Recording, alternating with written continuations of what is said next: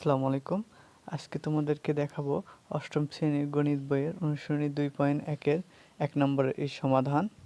একটি পণ্যদ্রব্য বিক্রয় করে পাইকারি বিক্রেতা 20% এবং খুচরা বিক্রেতার 20% লাভ হয়। যদি দ্রব্যটির খুচরা বিক্রয় মূল্য 576 টাকা হয় তবে পাইকারি বিক্রেতার ক্রয় মূল্য কত? তাহলে আমাদের পাইকারি বিক্রেতার ক্রয় মূল্য বের করতে হবে।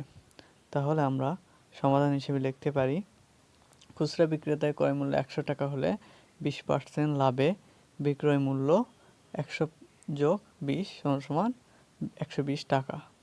আচ্ছা, বিক্রয় মূল্য যদি 120 টাকা হলে ক্রয় মূল্য হবে 100 টাকা এবং বিক্রয় মূল্য 1 টাকা হলে ক্রয় মূল্য হবে 100/120 টাকা। আবার দেওয়া আছে বিক্রয় মূল্য 576 টাকা বিক্রয় মূল্য হলে, তাহলে 100 গুণন 576 ভাগ 120। তাহলে আমরা 20 দিয়ে যদি কাটাকাটি করি তাহলে 100কে কাটলে 5, 120 কাটলে 6, আবার 6 দিয়ে 576 কাটলে 96, 96 আর 5 গুণ করলে 480 টাকা।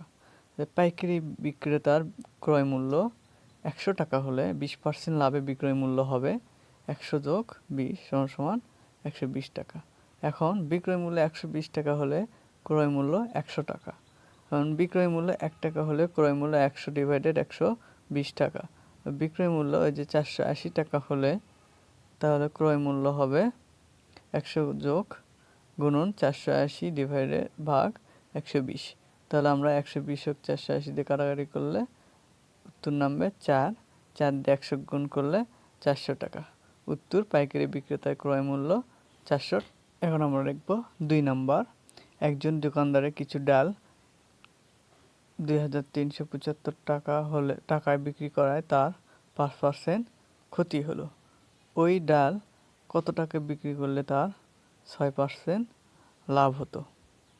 তাহলে আমাদের বের করা লাগবে 6% লাভের হিসাবটা। তাহলে দেখি 5% ক্ষতিতে ক্রয় মূল্য 100 টাকা হলে বিক্রয় মূল্য হবে 100 - 5 টাকা সমান 95 টাকা। তো বিক্রয় মূল্য 95 টাকা হলে ক্রয় মূল্য 100 টাকা। আবার বিক্রয় মূল্য 1 টাকা হলে ক্রয় মূল্য 100 ভাগ 95 টাকা। তাহলে বিক্রয় মূল্য 2375.00 টাকা হলে ক্রয় মূল্য 100 গুণন 2375/95। তাহলে আমরা দুই পক্ষকেই 100 দ্বারা গুণ করে 2,37,500 হলো, আর নিচে 95 এর সাথে 100 গুণ, তাহলে কাটাকাটি করলে 2500 টাকা। আবার 6% লাভে বিক্রয় মূল্য 100 টাকা হলে ক্রয় মূল্য 100 টাকা হলে বিক্রয় মূল্য 100 যোগ 6 সমান 106 টাকা। এখন বিক্রয় মূল্য 100 টাকা হলে ক্রয় মূল্য 106 টাকা। তাহলে বিক্রয় মূল্য 1 টাকা হলে ক্রয় মূল্য 106 ভাগ 100 টাকা। আবার বিক্রয় মূল্য 2500 বের হলো, 2500 টাকা হলে ক্রয় মূল্য 106 গুণন 2500 ভাগ 100। তাহলে 100 দিয়ে 2500 কাটাকাটি করলে আমরা পাই 25, 25 দিয়ে 106 গুণ করলে 2650 টাকা। তাহলে উত্তর আসে 2650 টাকা বিক্রয় করলে বিক্রেতার 6% লাভ হবে। তাহলে বলা যায় যে বিক্রয় মূল্য যদি 2650 টাকা হয় তাহলে বিক্রেতার 6% লাভ হবে।